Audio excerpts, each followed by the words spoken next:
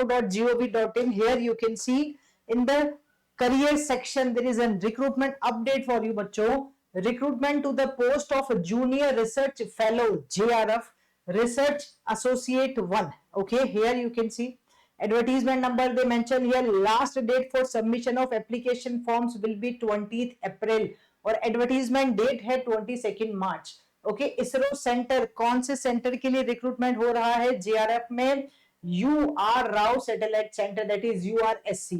Okay, and stated this is open only. The area of work will be junior research fellow JRF research associate 1. Okay, and location will be Bengaluru. So here you can just click on this one. Once you will click, you can see this detailed advertisement. आओ दिखाते हैं, ये रहा. ठीक है, so let's check it out. What is this? Online applications are invited for engaging as an or offering of junior research fellow and research associate 1 RA1 at the UR Rao Satellite Center, that is URSC Bengaluru. ठीक है, अब क्या बोल रहा है थोड़ा आओ detail में देखते हैं. तो फर्स्ट ऑफ ऑल इन्होंने यहाँ बताया URSC के बारे में थोड़ा सा डिटेल में समझाया, आप देख सकते हैं. What is this? The following files document in soft copy are mandatory requirement to complete the online application. तो क्या क्या रिक्वायरमेंट होगा यहाँ इन्होंने पहले से ही मेंशन किया है. You can just carry those things. ठीक है, अब बात करते हैं What is junior research fellow JRF के लिए what is the essential qualification. तो सबसे पहले बात करते हैं हम JRF 01 नंबर ऑफ वैकेंसी 1 है. ME MTech और MSc इंजीनियरिंग और इक्विवेलेंट पोस्ट और graduate degree in the micro electronics और इक्विवेलेंट. ठीक है, ये सब आपका एरिया ऑफ वर्क होगा. और mode of selection will be direct interview. जो JRF की पोजीशंस होती है मोस्ट ऑफ वो डायरेक्ट वॉक इन इंटरव्यू पे बेस्ड ही होती है. Same then JRF 02 number of vacancies again 1 here. और इस बार है ME MTech किसमें होना चाहिए? Graduate in computer science, post graduate in computer science और इंफॉर्मेशन टेक्नोलॉजी और इक्विवेलेंट. मोड ऑफ सिलेक्शन भी इंटरव्यू ही है और यहाँ पे बताया कि क्या स्पेशलाइजेशन चाहिए. फिर है JRF 03 ME MTech और किसमें चाहिए? कंप्यूटर साइंस और इंफॉर्मेशन टेक्नोलॉजी. फिर से इससे पहले वाला माइक्रो इलेक्ट्रॉनिक्स में था, इस बार ये दोनों कंप्यूटर साइंस और इंफॉर्मेशन टेक्नोलॉजी के लिए है. मोड ऑफ सिलेक्शन इंटरव्यू रखा है बच्चों. फिर है JRF 04 नंबर ऑफ वैकेंसीज 2 और यहाँ नंबर ऑफ वैकेंसीज 1.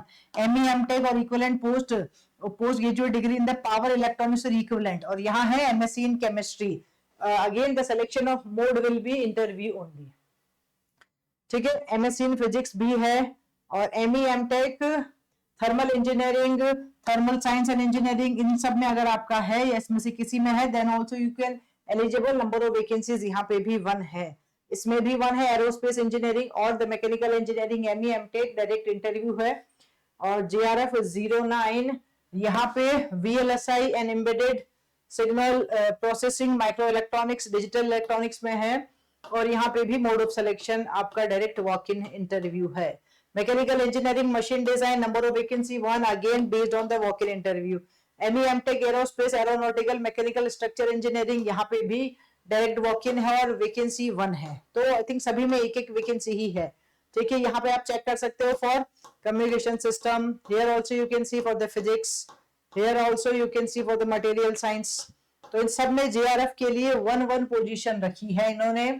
ठीक है, ऑप्टिकल इंजीनियरिंग में भी है और डायरेक्ट सभी के अंदर mode of selection direct walk in interview है. ओके, 17 18 अगेन 19 EC स्टूडेंट्स के लिए भी EC एंड कम्युनिकेशन. VLSI फिर से रिपीट किया है. फिर 1 यहाँ एक और है JRF 20. यहाँ पे post graduate degree in aerospace वाले स्टूडेंट्स अप्लाई कर सकते हैं. ठीक है, तो JRF में सभी कैटेगरी के अंदर 1 वैकेंसी है. You can check it out. EC students भी एलिजिबल है. ठीक है, आपका स्पेशलाइजेशन क्या है? मास्टर्स वाले स्टूडेंट ही अप्लाई कर सकते हैं, पोस्ट ग्रेजुएट डिग्री वाले स्टूडेंट्स ही अप्लाई कर सकते हैं. Okay, you are eligible if you are from the CSIT तो भी एलिजिबल हो. अगर आपने मास्टर्स में मशीन आपका मैकेनिकल है तो भी एलिजिबल है. तो आप आराम से अच्छे से इसको चेक कीजिएगा. ठीक है, यहाँ पे एरोस्पेस इंजीनियरिंग सभी के बारे में लिखा है अच्छे से. Now if I will talk about research associate, तो रिसर्च एसोसिएट में क्या मांग रहे हैं? रिसर्च एसोसिएट में सबसे फर्स्ट है 1 वैकेंसी और यहाँ बोल रहा है ME MTech in microwave radar minimum of 3 year research experience. जब रिसर्च एसोसिएट की बात की जाएगी तो एक्सपीरियंस रिक्वायर्ड होगा. JRF में एक्सपीरियंस रिक्वायर्ड नहीं है. ठीक है, फिर अगर हम बात करें, नेक्स्ट है chemistry physics, I think material science और equivalent with minimum of 3 year of research experience in the area of carbon nano tube, ये बताया है पूरा इन्होंने।